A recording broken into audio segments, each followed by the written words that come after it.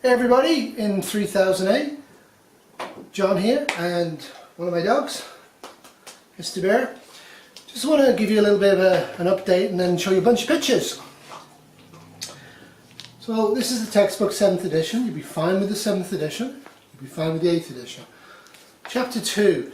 When you look at chapter 2 it might overwhelm you a little bit. What you will see when you look at chapter 2 is a bunch of scientific theories and methods to study the older adult.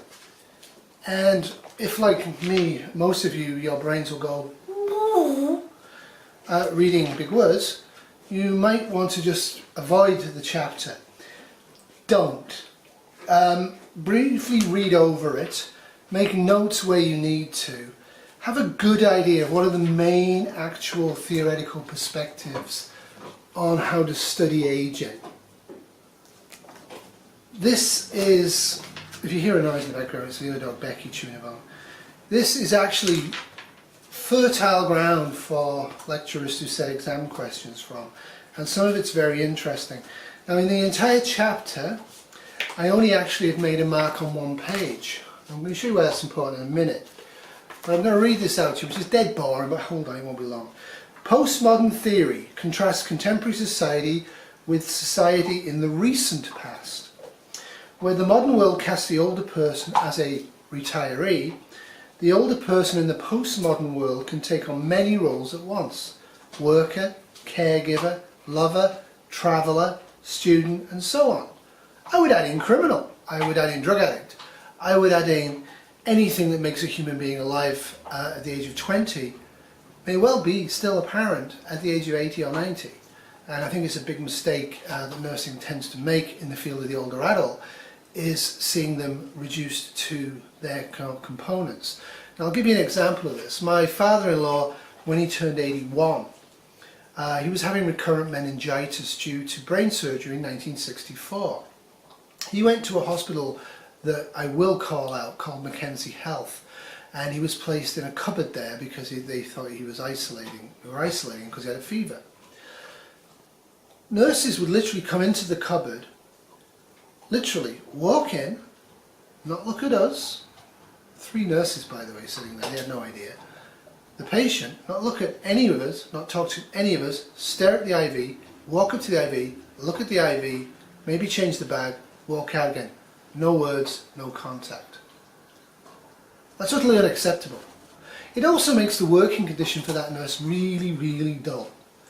Take the time to make eye contact, take the time to talk. Take the time to listen. It's a very, very small fraction of the day. It means a huge lot to the person you're nursing, in whatever context you're nursing them. So yeah, this also goes on to say the postmodern senior creates the meaning of his or her own age. Yes, but the majority of postmodern seniors don't actually require nursing care and are not actually being nursed in a formalised setting.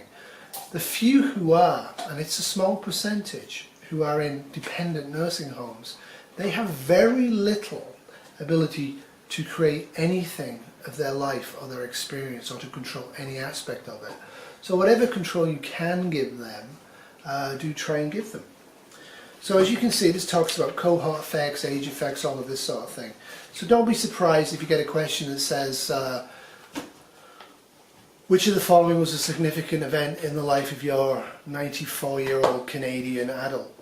And 4 things will be listed. One of them will be in this book and the other 3 won't be. You know, if you happen to think that nursing is not history, definitely it is. So, when you have a textbook, unless you've got it from the library, one of the things you might want to do with it is to use a highlighter. Now as I said in chapter 2, that was the only part I actually highlighted, so that may or may not be on the exam.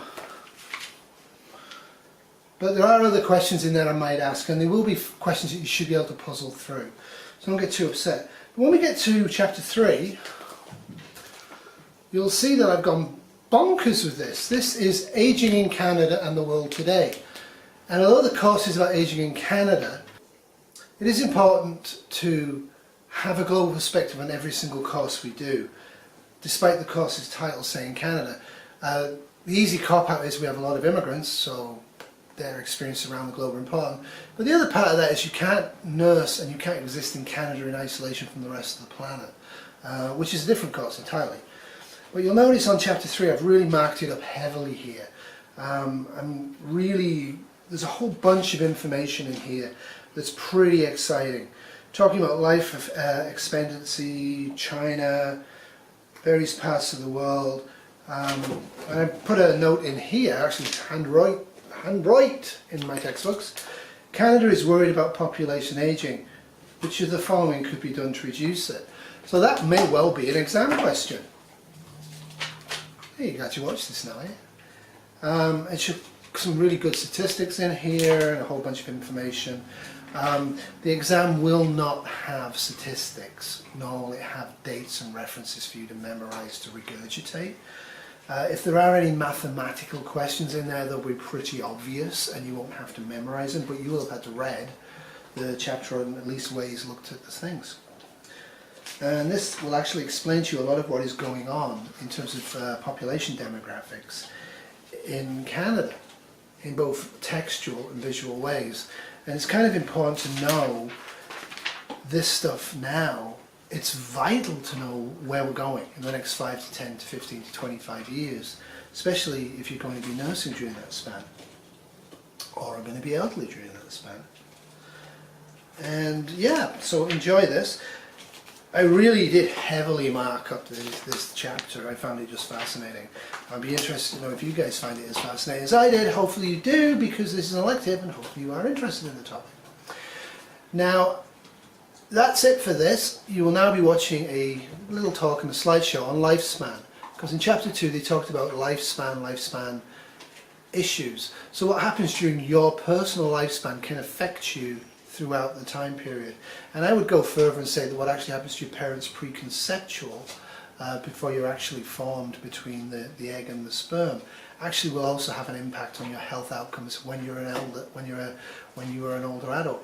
So yeah, sit back, have a coffee, watch these slides, see what you remember about Toronto from the 1980s that I missed, and including Mr. Bear, and I will feed my dogs. Hope you enjoy it. As ever, feel free to email me. Please keep in touch. Doodles.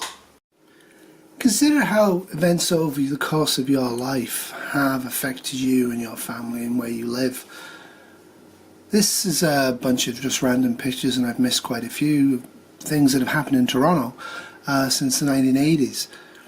One of the things people get concerned about is debt. Personal debt, obviously, but also debt that the government has. And when you look at it, it looks absolutely terrifying. But when you actually look at other figures, the actual amount of debt per person is actually dropping, which is good news. So statistics can lie, be careful of that.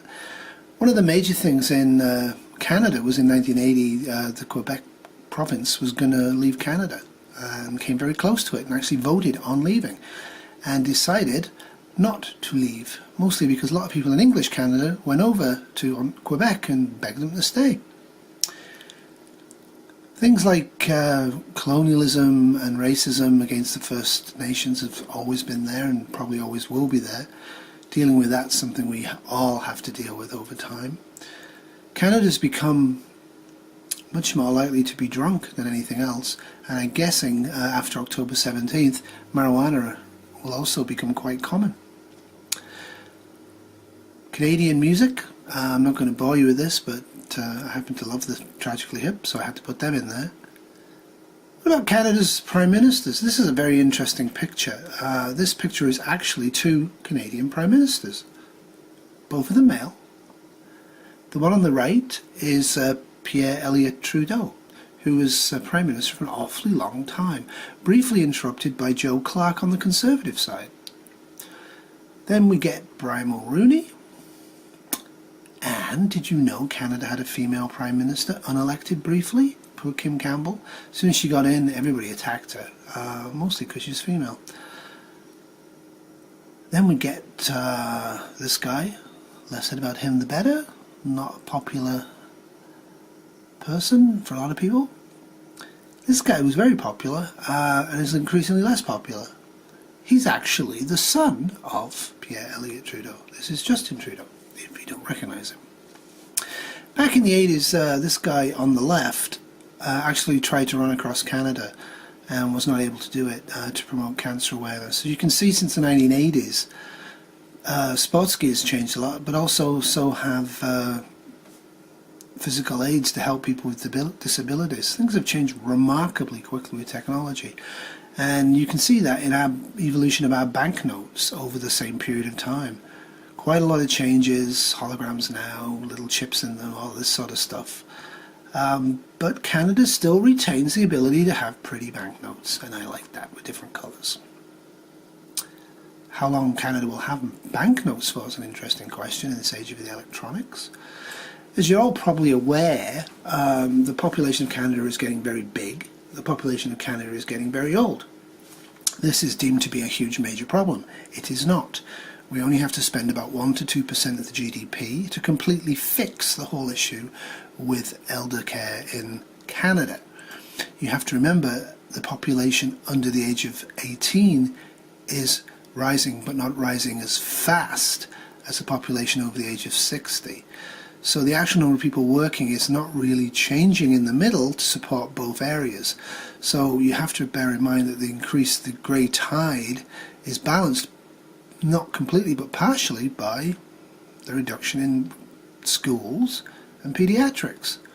Children are quite expensive for a society. I like these, Toronto changing over the millennia. I'm old enough to kind of remember this Toronto, the Sky Dome, CN Tower, nothing much between that and downtown.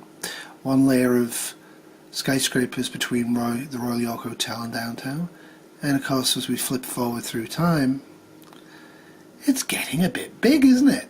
Toronto is now bigger than Chicago. We are the third largest city in North America. Only Mexico City and New York City have got bigger populations than Toronto. Good, bad, indifferent? It is what it is, and it's still growing. Toronto's had some interesting times as well. We've had major floods on and off. This is one of the major ones when Union Station got completely flooded out, and large parts of Lakeshore also got flooded out. By and large, as Torontonians do, people took this with good grace and humour, as most people do.